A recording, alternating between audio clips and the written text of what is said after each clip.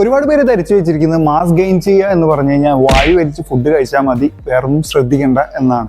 എന്നാൽ അങ്ങനെ ചെയ്തു കഴിഞ്ഞാൽ നമുക്ക് മസിൽ മാസും കൂടി ഫാറ്റ് പെർസെൻറ്റേജും കൂടി ആകെ കൊളാവുകയുള്ളൂ. കാരണം ഗെയിനിങ് സമയത്ത് നമ്മൾ ശ്രദ്ധിക്കേണ്ട കാര്യങ്ങൾ ശ്രദ്ധിക്കുക എന്നുള്ളത് വളരെ ഇമ്പോർട്ടൻ്റ് ആയിട്ടുള്ള ഒരു കാര്യമാണ്. അല്ലെങ്കിൽ ആദ്യം കുറെ മസിൽ മാസും അതുപോലെ തന്നെ ഫാറ്റ് പെർസെൻറ്റേജും കയറി ബോഡി ആകെ കൊളാവും. അതിനുശേഷം വീണ്ടും നമ്മൾ കട്ടിങ് ഡയറ്റ് എടുത്ത് വീണ്ടും കട്ട് ചെയ്യേണ്ടി വരും ഈ ഫാറ്റ് എല്ലാം കളയാൻ വേണ്ടിയിട്ട്. സോ ഞാനിന്ന് ഈ പറയുന്ന കാര്യങ്ങൾ നിങ്ങൾ ഫോളോ ചെയ്ത് കഴിഞ്ഞാൽ നിങ്ങൾക്ക് വളരെ ഈസി ആയിട്ട് നല്ല രീതിയിൽ ഫാറ്റ് പെർസെൻറ്റേജ് കയറാതെ തന്നെ നല്ല രീതിയിൽ മസിൽ മാസ് ഗെയിൻ ചെയ്യാൻ പറ്റും.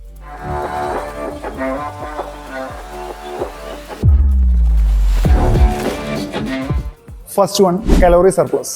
മസിൽ മാസ് ഗെയിൻ ചെയ്യാൻ നിങ്ങൾക്ക് വേണ്ടത് ഒരു കലോറി സർപ്ലസ് ആയിട്ടുള്ള ഒരു ഡയറ്റ് പ്ലാൻ ആണ്. കലോറി സർപ്ലസ് ആയിട്ടുള്ള ഡയറ്റ് പ്ലാൻ ക്രിയേറ്റ് ചെയ്യാൻ നിങ്ങൾക്ക് വേണ്ടത് നിങ്ങളുടെ ശരീരം ഒരു ദിവസം ബേൺ ചെയ്യുന്ന കലോറിയേക്കാൾ കൂടുതൽ കലോറി നിങ്ങൾ എടുക്കണം ഫുഡിലൂടെ. അതിനുവേണ്ടി നിങ്ങൾ ചെയ്യേണ്ടത് എന്താണെന്ന് വെച്ച് കഴിഞ്ഞാൽ ആദ്യം നിങ്ങളുടെ മെയിൻ്റനൻസ് കാലറി കാൽക്കുലേറ്റ് ചെയ്യുക. അതിൽ നിന്ന് ഒരു 250-500 കലോറി ഇൻടേക്ക് കൂടുതൽ എടുക്കുക കലോറി സർപ്ലസ് ആയിട്ട്. ഇവിടെ നിങ്ങൾ ശ്രദ്ധിക്കേണ്ട ഒരു കാര്യം എന്താണെന്ന് വെച്ച് കഴിഞ്ഞാൽ എല്ലാ മാസവും നിങ്ങൾ നിങ്ങളുടെ മെയിൻ്റനൻസ് കാലറി കാൽക്കുലേറ്റ് ചെയ്തിട്ട് ആ മെയിൻ്റനൻസ് കാലറിക്ക് അനുസരിച്ച് കലോറി ഇൻടേക്ക്, അതായത് കലോറി സർപ്ലസ് ഡയറ്റ് നിങ്ങൾ ഉണ്ടാക്കണം. കാരണം നിങ്ങൾ ഓരോ ദിവസവും നിങ്ങൾ കലോറി സർപ്ലസ് ആയിട്ടുള്ള ഒരു ഡയറ്റ് പ്ലാൻ ആയിരിക്കും ഫോളോ ചെയ്യുന്നുണ്ടാവുക.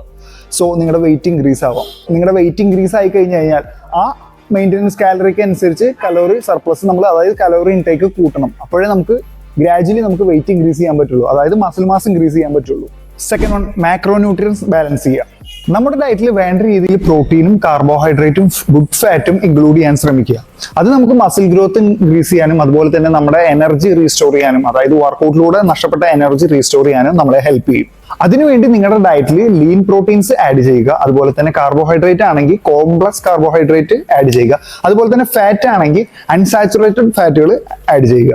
അത് നമുക്ക് മസിൽ ഗ്രോത്ത് ഇൻക്രീസ് ചെയ്യാനും അതുപോലെ തന്നെ നമ്മുടെ എനർജി റീസ്റ്റോർ ചെയ്യാനും, അതായത് വർക്കൗട്ടിലൂടെ നഷ്ടപ്പെട്ട എനർജി റീസ്റ്റോർ ചെയ്യാനും നമ്മളെ ഹെൽപ്പ് ചെയ്യും. അതിനുവേണ്ടി നിങ്ങളുടെ ഡയറ്റിൽ ലീൻ പ്രോട്ടീൻസ് ആഡ് ചെയ്യുക. അതുപോലെ തന്നെ കാർബോഹൈഡ്രേറ്റ് ആണെങ്കിൽ കോംപ്ലക്സ് കാർബോഹൈഡ്രേറ്റ് ആഡ് ചെയ്യുക. അതുപോലെ തന്നെ ഫാറ്റ് ആണെങ്കിൽ അൺസാച്ചുറേറ്റഡ് ഫാറ്റുകൾ ആഡ് ചെയ്യുക. ഇതൊക്കെയാണ് ലീൻ പ്രോട്ടീൻസുകളുടെ സോഴ്സസുകൾ എന്ന് പറയുന്നത്. അതുപോലെ തന്നെ ഇതൊക്കെയാണ് കോംപ്ലക്സ് കാർബോഹൈഡ്രേറ്റിന്റെ സോഴ്സസുകൾ എന്ന് പറയുന്നത്. അതുപോലെ തന്നെ അൺസാച്ചുറേറ്റഡ് ഫാറ്റുകൾ എന്ന് പറയുന്നത് ഇതൊക്കെയാണ് നിങ്ങളുടെ ഡയറ്റിൽ നിങ്ങൾ ആഡ് ചെയ്യേണ്ട കാര്യങ്ങൾ എന്ന് പറയുന്നത്.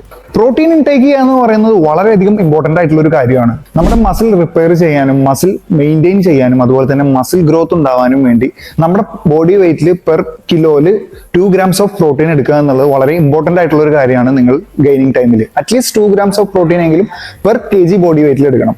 തേർഡ് വൺ, റെസിസ്റ്റന്റ് ട്രെയിനിങ് ചെയ്യുക. അതുപോലെ തന്നെ കാർഡിയോയും ചെയ്യുക. മസിൽ ബിൽഡ് ചെയ്യുന്നതിന് മസിൽ ഗ്രോത്ത് ഉണ്ടാക്കുന്ന റെസിസ്റ്റന്റ് ട്രെയിനിങ് ചെയ്യാൻ ശ്രമിക്കുക. അതുപോലെ തന്നെ ഇമ്പോർട്ടൻ്റ് ആണ് കാർഡിയോ ചെയ്യുന്നത്. കാർഡിയോ എക്സസൈസ് ചെയ്യുന്നത് കൊണ്ട് നമ്മുടെ ഹാർട്ടിന്റെയും ലങ്സിന്റെയും കപ്പാസിറ്റി ഇൻക്രീസ് ചെയ്യാൻ നമുക്ക് പറ്റും. ഇത് നമുക്ക് റെസിസ്റ്റന്റ് ട്രെയിനിങ്ങിന് ഒരുപാട് ഗുണങ്ങൾ ചെയ്യുന്ന ഒരു കാര്യമാണ്. പല ട്രെയിനേഴ്സും പറയുന്നത് കേൾക്കാം, നമ്മൾ ബൾക്കിംഗ് ടൈമിൽ കാർഡിയോ ചെയ്യരുത്, അതുപോലെ തന്നെ കളിക്കാൻ പോകരുത്, ശരീരം ഇറങ്ങിയിട്ടുള്ള ആക്ടിവിറ്റീസ് ഒന്നും ചെയ്യരുത് എന്ന്. സത്യത്തിൽ ഇതൊരു മിത്ത് മാത്രമാണ്. കാരണം നമുക്ക് റെസിസ്റ്റന്റ് ട്രെയിനിങ് ചെയ്യാൻ വേണ്ടി, അല്ലെങ്കിൽ മസിൽ ബിൽഡിംഗ് വർക്കൗട്ടുകൾ ചെയ്യാൻ വേണ്ടിയിട്ട് നമ്മുടെ ലങ്സിന്റെ കപ്പാസിറ്റി ഇൻക്രീസ് ചെയ്യുക എന്നുള്ളത് വളരെ ഇമ്പോർട്ടൻ്റ് ആയിട്ടുള്ള കാര്യമാണ്. അതായത് ആ ഷോർട്ട് ടൈമിൽ നമ്മൾ ലങ്സിന്റെ കപ്പാസിറ്റി കൂടുതലാണെങ്കിൽ നമുക്ക് കൂടുതൽ ഇന്റൻസീവ് ആയിട്ട് നമുക്ക് പെർഫോം ചെയ്യാൻ പറ്റും. സോ നമ്മുടെ ബൾക്കിംഗ് ടൈമിൽ റെസിസ്റ്റന്റ് ട്രെയിനിങ്ങിനെ പോലെ തന്നെ വളരെയധികം ഇമ്പോർട്ടൻ്റ് ആയിട്ടുള്ള കാര്യമാണ് കാർഡിയോ ചെയ്യുന്നത്. Fourth one, progressive overload. നമുക്ക് എല്ലാവർക്കും അറിയാം, മസിൽ ബിൽഡ് ചെയ്യാൻ പ്രോഗ്രസീവ് ഓവർലോഡ് എന്ന് പറഞ്ഞാൽ വളരെയധികം ഇമ്പോർട്ടൻ്റ് ആയിട്ടുള്ള ഒരു കാര്യമാണ്. നമ്മൾ കണ്ടിന്യൂസ് ആയിട്ട് മസിലിന് ചാലഞ്ചസ് കൊടുത്തുകൊണ്ടേയിരിക്കണം. അതായത് വെയിറ്റിലൂടെയും സെറ്റ്സിലൂടെയും അതുപോലെ തന്നെ റെപ്സിലൂടെയും. പ്രോഗ്രസീവ് ഓവർലോഡിനെ കുറിച്ച് ഒരു ഡീറ്റെയിൽഡ് വീഡിയോ ഞാൻ ഓൾറെഡി എൻ്റെ ചാനൽ അപ്ലോഡ് ചെയ്തിട്ടുണ്ട്. ഞാനതിൻ്റെ ലിങ്ക് ഇവിടെ കൊടുക്കാം. Fifth one, rest and recovery. നമ്മൾ എത്ര അഡ്വാൻസ്ഡ് ആയിട്ടുള്ള വർക്കൗട്ട് ചെയ്താലും, എത്ര അഡ്വാൻസ്ഡ് ആയിട്ടുള്ള ഡയറ്റ് ഫോളോ ചെയ്താലും, എത്ര അഡ്വാൻസ്ഡ് ആയിട്ടുള്ള സപ്ലിമെന്റ്സ് എടുത്താലും, നമ്മൾ എത്ര അഡ്വാൻസ്ഡ് ആയിട്ടുള്ള ഒരു ട്രെയിനറിന്റെ കീഴിൽ വർക്കൗട്ട് ചെയ്താലും നമുക്ക് റെസ്റ്റ് ആൻഡ് റിക്കവറി ഇല്ലെങ്കിൽ നമുക്ക് ഒരു റിസൾട്ടും ഉണ്ടാവില്ല. നമ്മുടെ മസിൽ ഗ്രോത്ത് ഉണ്ടാക്കുന്ന അല്ലെങ്കിൽ മസിൽ മെയിൻറ്റെയിൻ ചെയ്യുന്ന ടെസ്റ്റോസ്റ്ററോൺ പ്രൊഡ്യൂസ് ചെയ്യുന്നത് നമ്മൾ റെസ്റ്റ് ചെയ്യുമ്പോഴാണ്, അല്ലെങ്കിൽ ഉറക്കത്തിലാണ് അത് പ്രൊഡ്യൂസ് ചെയ്യുന്നത്. അതിന്റെ പ്രൊഡക്ഷനും അതുപോലെ തന്നെ അതിന്റെ മെയിൻ്റനൻസും കാര്യങ്ങളൊക്കെ നടക്കുന്നത് ഈ ഒരു ടൈമിലാണ്. അതുപോലെ തന്നെ നമ്മുടെ മെന്റൽ ഹെൽത്തിനും റെസ്റ്റ് ആൻഡ് റിക്കവറി വളരെയധികം ഇമ്പോർട്ടൻ്റ് ആണ്.